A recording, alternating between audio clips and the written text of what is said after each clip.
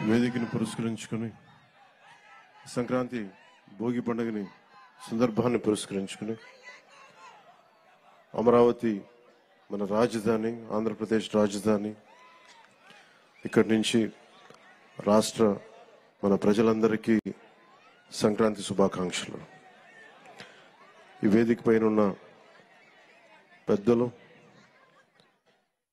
మాజీ ముఖ్యమంత్రి, ప్రస్తుత ప్రతిపక్ష నాయకులు శ్రీ నారా చంద్రబాబు నాయుడు గారికి మనస్ఫూర్తిగా నా హృదయపూర్వక నమస్కారాలు.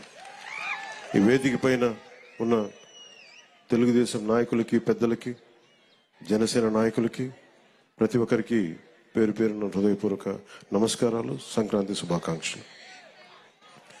ముఖ్యంగా ఇక్కడికి వచ్చిన అమరావతికి రాజధాని కోసం, 5 కోట్ల ప్రజల రాజధాని కోసం 33,000 ఎకరాలు ఇచ్చిన ఇక్కడికి వచ్చిన రైతు కుటుంబాలకి, రైతులకి, ప్రతి ఒక్కరికి మనస్ఫూర్తిగా మీ అందరికీ నిజమైన సంక్రాంతి శుభాకాంక్షలు. గత 4 సంవత్సరాలుగా ఈ రాష్ట్రానికి పీడ పట్టింది. ఆ పీడ తొలగిపోయే టైం అయింది. ఆ కీడుని, ఆ పీడని ఈ రోజున భోగి మంటల్లో కాల్చేసాం. ఈరోజు నాకు మీ కష్టాలు తెలుసు. ఆ రోజున మన పార్టీ ఆఫీసుకు కూడా మీరు వచ్చి మీ మీద దాడి జరిగి చాలా అనుచితంగా, దారుణంగా మిమ్మల్ని లాఠీలతో కొట్టి రైతాంగాన్ని చాలా చాలా బాధ గురిచేసి నాకు కలిచివేస్తుంది. ఈ రోజున తెలుగుదేశం కానీ జనసేన 2 కలిసి ఉన్నాయంటే మీ అందరి ఆవేదన, ఏడుపు ఆ రోజు నన్ను కలిచేసింది. మీ ఆకాంక్షల కోసం ఇందాక మాట్లాడుతూ ఉండగా తల్లి ఎకరం ఇచ్చానన్నా, నేను ఉన్న ఎకరం కూడా పోగొట్టుకుని ఆడబిడ్డలను పెంచుకుంటా ఉన్నానంటే ఆ ఆడబిడ్డకి, ఆ అక్కకి, ఆ చెల్లికి నేను మాటిస్తున్నాను, అమ్మ మేము ఉన్నాం, మీరు ఇచ్చిన ఈ త్యాగం మేము మర్చిపోం. మీకు ఏ ఉద్దేశంగా కోసం అయితే ఇచ్చారో ఆ ఉద్దేశం సంపూర్ణంగా నెరవేర్చేలాగా మేము కృషి చేస్తాం. బంగారు రాజధాని నిర్మించుకుందాం ఇక్కడ.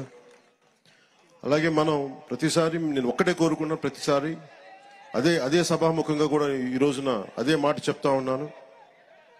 ప్రతిసారి మీరు జై అమరావతి అన్నప్పుడల్లా ఒకటి గుర్తుపెట్టుకొని, మీరు ఆంధ్ర కోసం, మీరు 5 కోట్ల మంది ప్రజల కోసం మీరు ఈ రోజున రాజధాని ఇచ్చారు.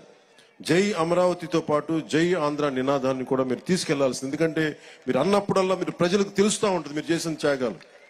కేవలం జై అమరావతి అంటే ప్రజలకి, 5 కోట్ల మంది ప్రజలకి అర్థం కావట్లా. కేవలం అది అమరావతి సమస్య అనుకుంటారు. ఇది అమరావతి సమస్య కాదు, 5 కోట్ల మంది ప్రజల సమస్య. ఈ రోజున మీకు వచ్చిన కష్టం రేపు పొద్దున్న శ్రీకాకుళం, ఇచ్చాపురంలో వస్తుంది. అటుపోతే మనకి ఇంక్లూడింగ్ కడపలోని పులివెందులో కూడా వస్తుంది. అందుకని ఇది రైతు అని యువజన శ్రామిక రైతు కాంగ్రెస్ అని పెట్టుకున్నారు, కానీ రైతుకి ఏమాత్రం న్యాయం చేయని ఈ వైఎస్ఆర్సీపీ పార్టీ ముందుగా మీకు ద్రోహం చేశారు. భవన నిర్మాణ కార్మికులకి ద్రోహం చేశారు. ఉద్యోగులకి సరైన డిఎస్సి రిక్రూట్మెంట్ ఇవ్వకుండా మనకి డిఎస్సి రిక్రూట్మెంట్ ఇవ్వలేదు. కానిస్టేబుల్స్కి కనీసం సరైన ఉద్యోగ అవకాశాలు లేవు. ఏ విధంగా చూసినా ఉపాధి అవకాశాలు లేవు.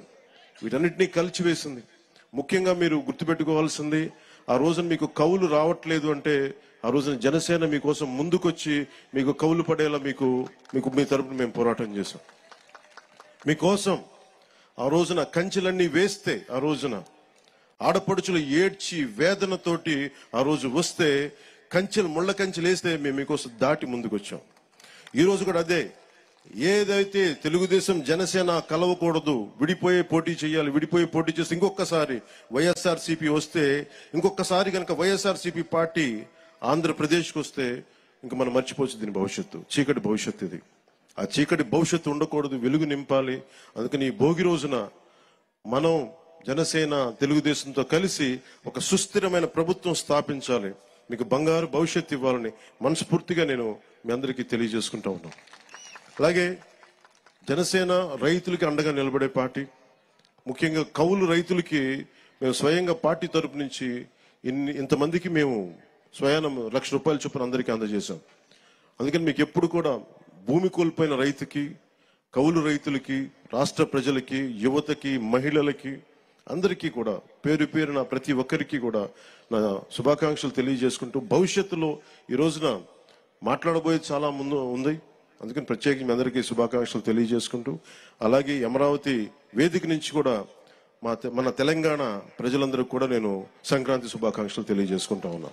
తెలుగు ప్రజలు ఎక్కడున్నా, విదేశాల్లో ఉన్నా, కర్ణాటకలో ఉన్నా, తమిళనాడులో ఉన్న తెలుగు ప్రజలందరికీ, భారతదేశ ప్రజలందరికీ మన అమరావతి కేంద్రం, మన రాజధాని నుంచి వారందరికీ సంక్రాంతి శుభాకాంక్షలు తెలియజేసుకుంటూ, వచ్చే సంవత్సరం జనసేన తెలుగుదేశం ప్రభుత్వం తోటి అద్భుతంగా మనందరం ఇక్కడ సంక్రాంతి జరుపుకుందామని తెలియజేసుకుంటాం. అందరికీ మనస్ఫూర్తి అభినందనలు తెలియజేసుకుంటూ, ప్రతి ఒక్కరికి పేరు పేరున ధన్యవాదాలు తెలుపుకుంటూ, ఈ సంక్రాంతి మీకు ఇది క్రాంతి, మార్పుతో కూడిన, విప్లవంతో కూడిన సంక్రాంతి. ఇది మీ అందరికీ వెలుగులు నింపాలని, కాంతితో పాటు క్రాంతి కూడా రావాలని మనస్ఫూర్తిగా కోరుకుంటూ సెలవు తీసుకున్నాను.